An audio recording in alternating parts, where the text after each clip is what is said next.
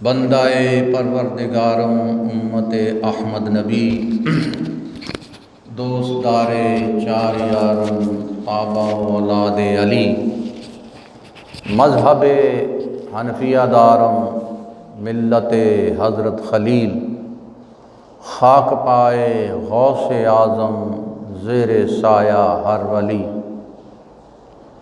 الحمدللہ ثم الحمدللہ۔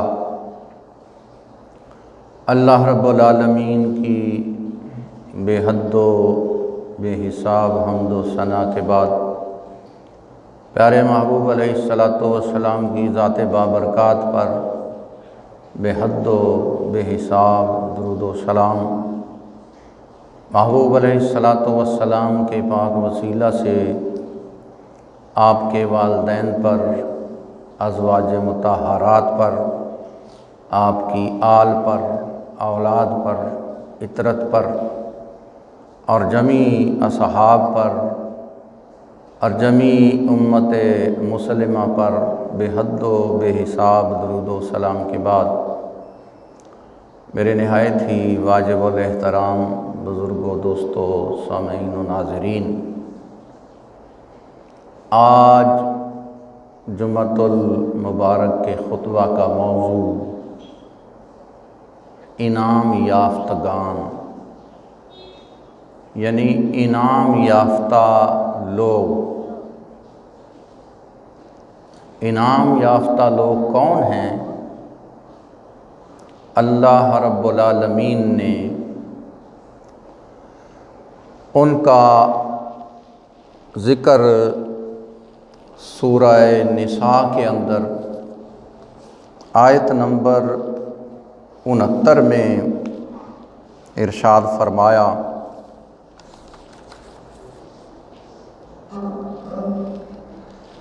قرآن کریم کے اندر اللہ رب العالمین نے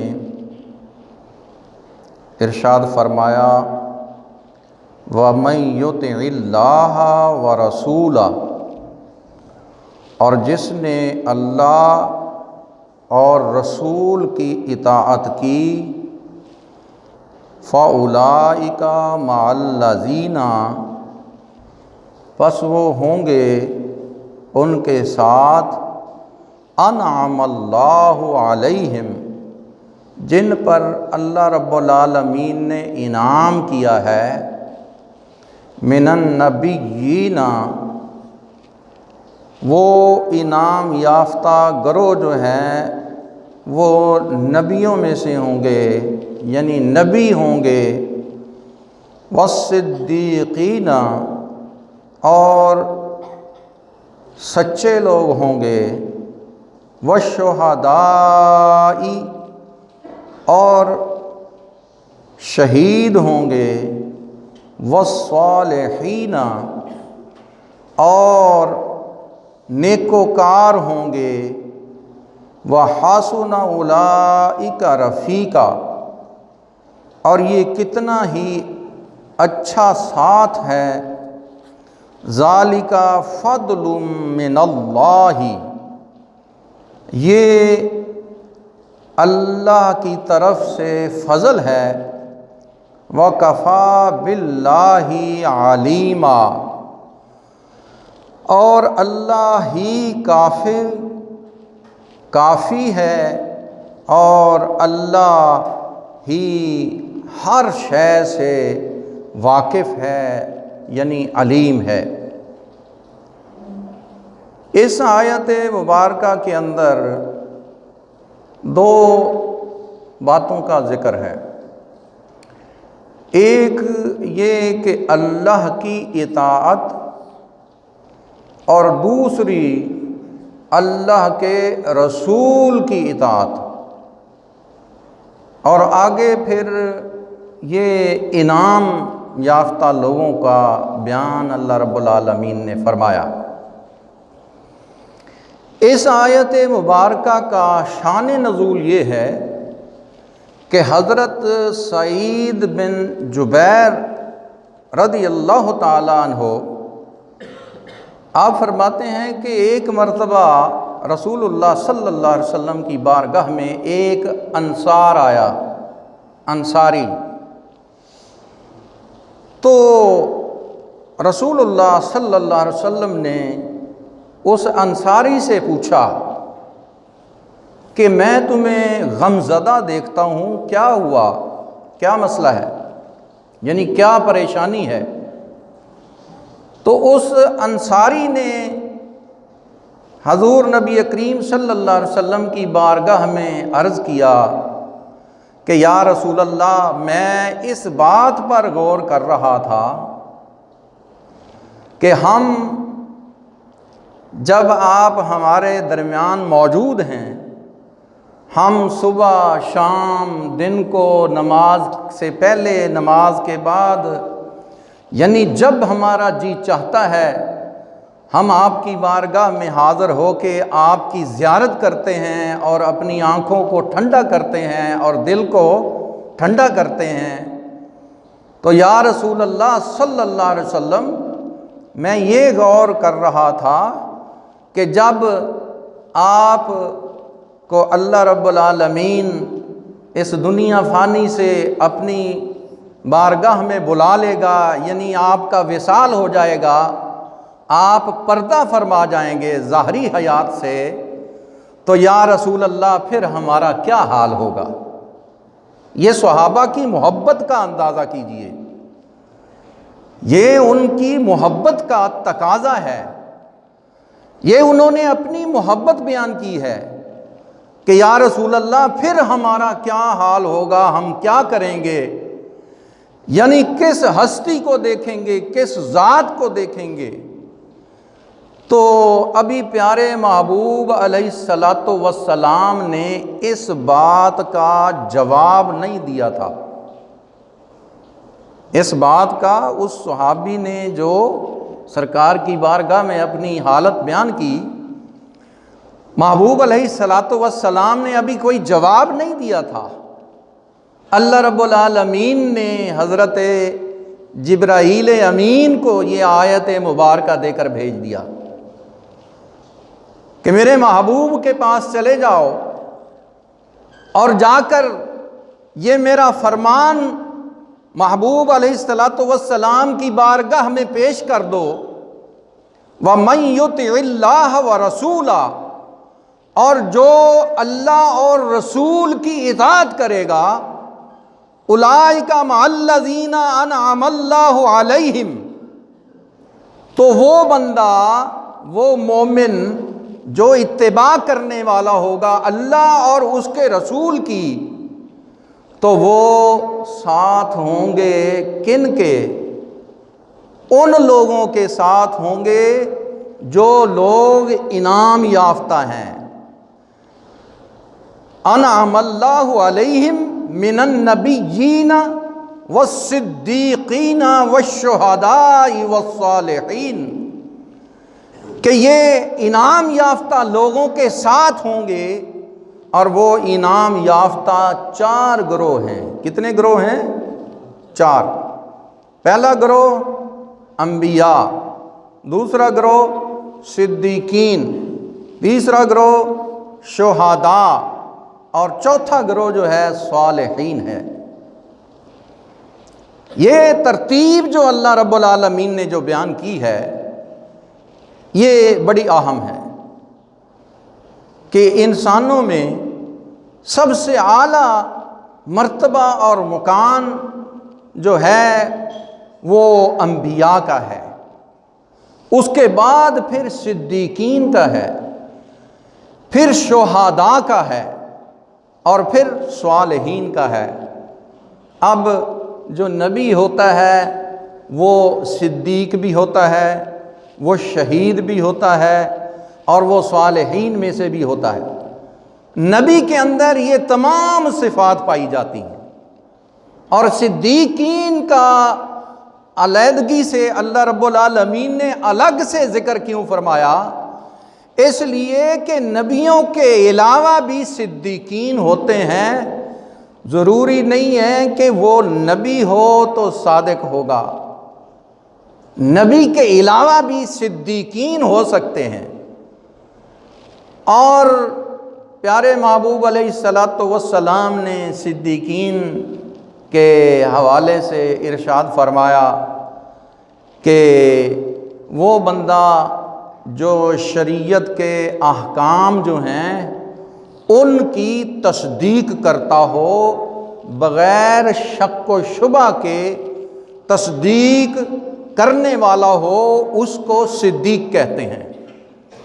حضرت ابوبکر صدیق رضی اللہ تعالیٰ عنہ، آپ کو صدیق اسی لیے کہا جاتا ہے کہ آپ نے محبوب علیہ السلام کی رسالت کو بغیر شک و شبہ، بغیر کسی دلیل کے مان لیا اور جان لیا، اور پیارے محبوب علیہ السلام کی جب معراج کی ملاقات ہوئی اللہ رب العالمین سے، معراج کا جب واقعہ ہوا، تو جب حضرت ابوبکر صدیق رضی اللہ تعالیٰ عنہ نے نبی پاک صلی اللہ علیہ وسلم کی اس واقعے کی تصدیق کی، تو اس وقت سے محبوب علیہ السلام نے آپ کو صدیق اکبر کا لقب عطا فرمایا۔ اب امت مسلمہ کے اندر، یعنی محبوب علیہ السلام کی امت کے اندر، جو صدیقین میں اور مومنین میں نبی پاک صلی اللہ علیہ وسلم کے بعد جس کا مرتبہ اور مقام ہے، وہ صدیق اکبر رضی اللہ تعالیٰ عنہ ہے۔ آگے تیسرا گروہ جو ہے بیان فرمایا شہداء۔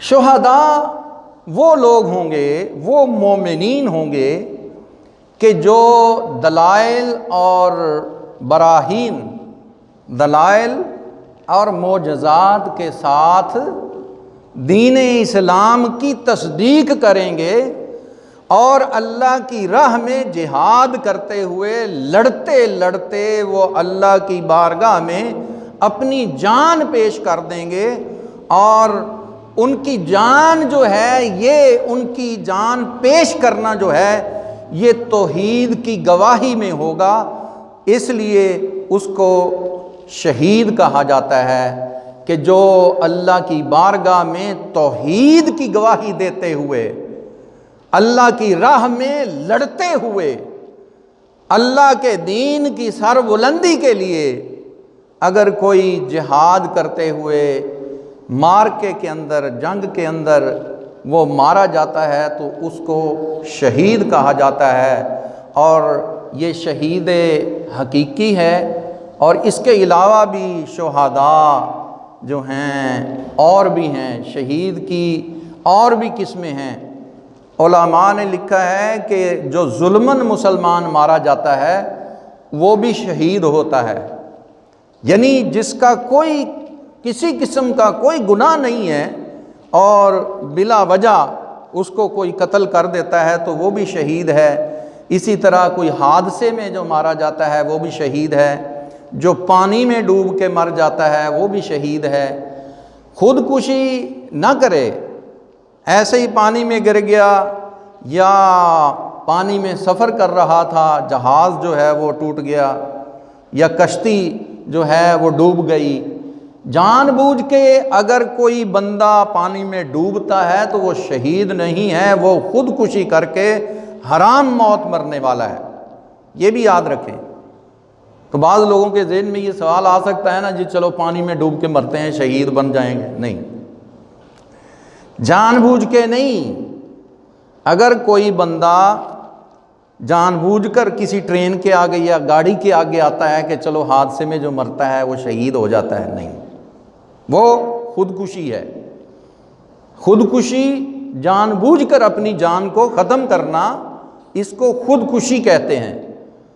اور حادثہ ہوتا ہے اچانک، پتہ نہیں تھا، آگے سے گاڑی لگی ہے یا گاڑی میں گاڑی لگی ہے یا پیچھے سے گاڑی آ کے اس کے اوپر چڑھ گئی ہے یا کوئی اور چیز لگی ہے، کوئی درخت گرا ہے، کوئی دیوار گر گئی ہے، یعنی دب کے مرنے والا بھی شہید لکھا ہے۔ یعنی یہ شہداء کی اقسام بیان کی ہیں۔ اور عورتوں کے لیے بھی شہادت ہے، عورتوں کے لیے کہ جب بچہ عورت کا کسی کا ہوتا ہے تو اس وقت اگر وہ اس کا خون زیادہ نکل جائے عورت کا تو وہ فوت ہو جاتی ہے، تو عورت بھی جو ہے علماء نے لکھا ہے کہ وہ شہید ہے۔ یعنی چونکہ یہ پردے کا مسئلہ ہے اس لیے میں نے یہ میک بند کیا ہے کہ بی بی ہماری مائیں بہنیں، ساری بہنیں، آپ کو مسئلے کا پتہ ہونا چاہیے، جو عورت ڈلیوری میں یعنی زچگی کے دوران فوت ہو جائے وہ شہید ہے۔ کیا ہے؟ وہ شہید ہے۔ ہماری مائیں بہنیں ہیں، ان کو بھی اللہ تعالیٰ یہ درجہ عطا کرتا ہے۔ یہ بہت بڑا اللہ تعالیٰ کا ایک نظام ہے، تو اس میں بھی اگر کوئی بی بی فوت ہو جاتی ہے تو وہ اللہ تعالیٰ اس کو شہادت کا مرتبہ عطا فرماتا ہے۔ اسی طرح جو حق کی خاطر، مثلاً کوئی رات کو کوئی ڈاکو یا چور آئے تو آپ اپنی عزت اور اپنے گھر کو، مال کو بچانے کے لیے اس کے ساتھ مقابلہ کیا اور اس مقابلے کے اندر آپ مارے گئے تو آپ شہید ہیں۔ اسی طرح بہت سارے اور مواقع ہیں کہ جو اللہ اور اللہ کے رسول کے راستے میں چلتے ہوئے جو بندہ فوت ہو جاتا ہے یا مر جاتا ہے وہ شہید ہوتا ہے۔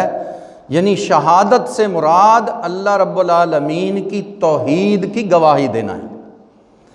یہ مومن بندہ جو جنگ کرتا ہوا مارا جائے وہ شہید حقیقی ہے، اور جو دوسری اقسام جو میں نے عرض کی ہیں وہ تمام ان کو شہدائے حکمی یا شہدائے فقہی کہتے ہیں، یعنی مرتبے اور مقام کے لحاظ سے اللہ تعالیٰ ان کو شہادت کا مرتبہ اور مقام عطا کرتا ہے۔ اور جو شہید حقیقی ہے یعنی جو جنگ کے دوران شہید ہوتا ہے اس کے تھوڑے سے احکام اور ہیں، اور جو شہدائے حکمی ہیں ان کے احکام کچھ اور ہیں۔ جو شہید حقیقی یعنی جنگ کے دوران جو شہید ہوتا ہے اس کو اسی کے کپڑوں کے اندر بغیر غسل کے جو ہے اس کو دفنایا جاتا ہے، اس کا جنازہ پڑھا جاتا ہے، جنازہ اور اس کی قبر بنائی جاتی ہے۔ اور جو دوسرے شہداء ہیں ان کو غسل بھی دیا جاتا ہے اور کفن بھی دیا جاتا ہے اور جنازہ بھی پڑھا جاتا ہے اور قبر بھی، جس طرح دوسرے مومنین کی قبر بنائی جاتی ہے۔ یہ مسائل جو ہیں بڑے اہم ہوتے ہیں، ہمارے ہر مسلمان بھائی کو آنے چاہیے۔ آگے چوتھی قسم جو بیان کی ہے وہ اللہ رب العالمین نے فرمایا کہ صالحین ہیں۔ صالحین یہ جو جس مومن کی نیکیاں زیادہ ہوتی ہیں ان کو صالحین کا درجہ عطا کرتا ہے اللہ۔ جس مومن کی، جس ایمان والے کی نیکیاں زیادہ ہو جائیں اور برائیاں کم ہوں یا نہ ہوں، بالکل یا کم ہوں یا نہ ہوں۔ ہمارے ہاں تو معیار ہی کچھ اور ہے نا جی، اپنا اپنا معیار بنایا ہوا ہے۔ جو شریعت نے معیار رکھا ہے اس کو نہیں یاد رکھنا، اس کو یاد نہیں رکھتے، اپنی طرف سے ہی کوئی نہ کوئی معیار بنا کے ذہن میں بٹھا کے بیٹھے ہیں اپنی مرضی سے۔ کیا شیطان جو ہے وہ چاہتا ہے کہ آپ کو صحیح علم نہ حاصل ہو۔ جب صحیح علم نہیں ہوگا تو صحیح عمل نہیں ہوگا، صحیح ثواب پورا نہیں ملے گا۔ تو یہ یاد رکھیں، شریعت کے جو احکام ہیں ان کو سیکھنا ہر مسلمان مومن پر فرض ہے۔ اور یہ جو جنت کے اندر جو ساتھ ملنے والا ہے، انبیاء کا ساتھ، صدیقین کا، شہداء کا اور صالحین کا، اس کا دار و مدار اللہ اور اس کے رسول کی اطاعت پر ہے۔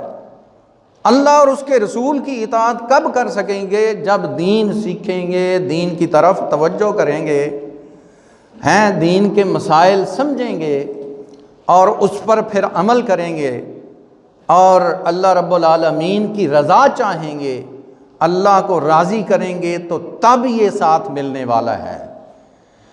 اللہ رب العالمین نے فرمایا وَحَسُنَ أُولَٰئِكَ رَفِيقًا، تو یہ کتنا ہی اچھا ساتھ ہے۔ اور یہ ساتھ جو ہے ہر بندہ ہی چاہتا ہے کہ میں نبیوں کے ساتھ ہوں، میں صدیقین کے ساتھ رہوں، شہداء کے ساتھ رہوں، میں صالحین میں سے ہو جاؤں، لیکن اس کے لیے تھوڑی سی محنت کرنی پڑے گی۔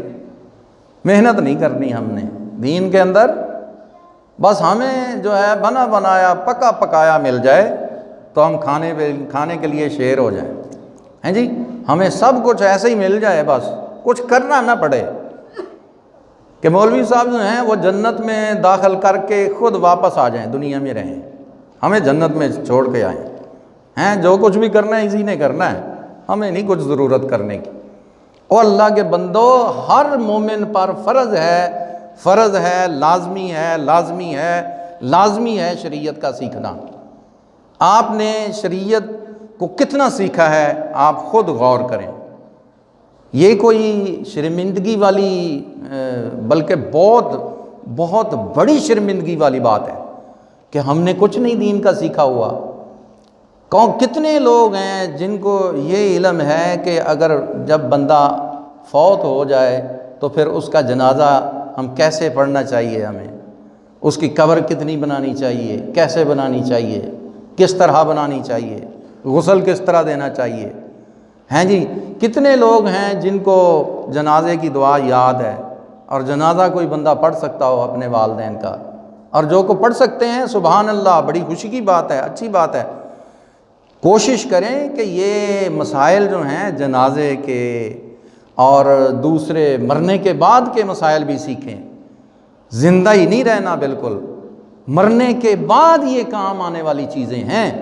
اور اللہ رب العالمین نے ارشاد فرمایا ذالک فضل من اللہ، یہ اللہ رب العالمین کی طرف سے فضل ہے، احسان ہے، کرم ہے، جس پر وہ چاہے وہ کر دیتا ہے۔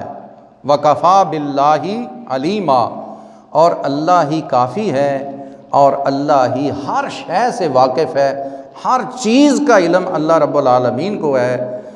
اللہ کا علم جو ہے وہ لامحدود ہے، اس کی کوئی حد نہیں ہے، کوئی حد بیان نہیں کر سکتے اور کوئی حد متعین نہیں کر سکتے، اور جو انسانوں کا علم ہے وہ محدود ہے۔ صرف اللہ رب العالمین کا علم جو ہے وہ لامحدود ہے، وہ علیم بذات الصدور ہے، ہر چیز کا وہ جاننے والا ہے۔ میرے دوستو، آج کے اس بیان میں ہمارے لیے یہ سبق ہے کہ ہم ان انعام یافتگان لوگوں کے ساتھ رہنے کے مستحق بن جائیں۔ تو کس طرح بنیں گے؟ اگر ہم خود عمل کریں گے۔ کس چیز کا؟ اس چیز کا کہ ہم اللہ اور اس کے رسول کی مکمل فرما برداری کریں، مکمل اطاعت کریں، اور مکمل اطاعت تب ہوگی جب ہم دین کا علم حاصل کریں گے، دین کو سیکھیں گے۔ اگر دین نہیں سیکھیں گے تو پھر مکمل ہمیں فرما برداری حاصل نہیں ہوگی۔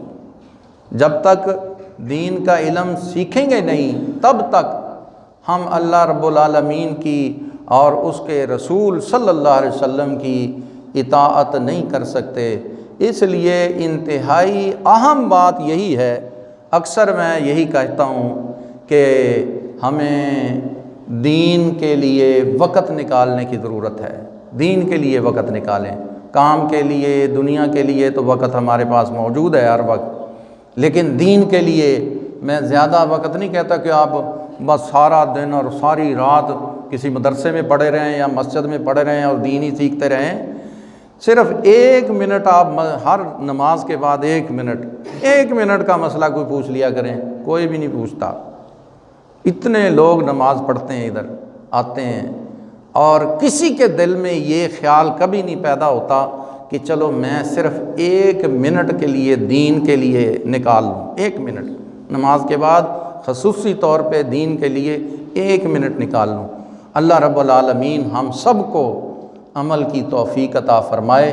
آج پھر اللہ کی بارگاہ میں بیٹھے ہیں تو یہ 1 منٹ کا ارادہ کر لیتے ہیں، کیا انشاءاللہ ہر نماز کے بعد آپ لوگوں نے کرنا ہے، سب نے، کہ انشاءاللہ ہر نماز کے بعد جہاں بھی نماز آپ پڑھیں گے، جہاں بھی مسجد ہوگی، اگر جماعت کے ساتھ یا مسجد میں نماز پڑھتے ہیں تو صرف ایک مسئلہ، کوئی بھی چھوٹا سا مسئلہ، کوئی بھی نماز کا مسئلہ، قرآن کا مسئلہ، نکاح کا مسئلہ، طلاق کا مسئلہ، یا کاروباری کوئی معاملہ ہے اس کا مسئلہ، ایک مسئلہ ضرور پوچھا کریں، تاکہ آہستہ آہستہ قطرے قطرے سے دریا بن جاتا ہے۔ اللہ رب العالمین ہم سب کو عمل کی توفیق عطا فرمائے۔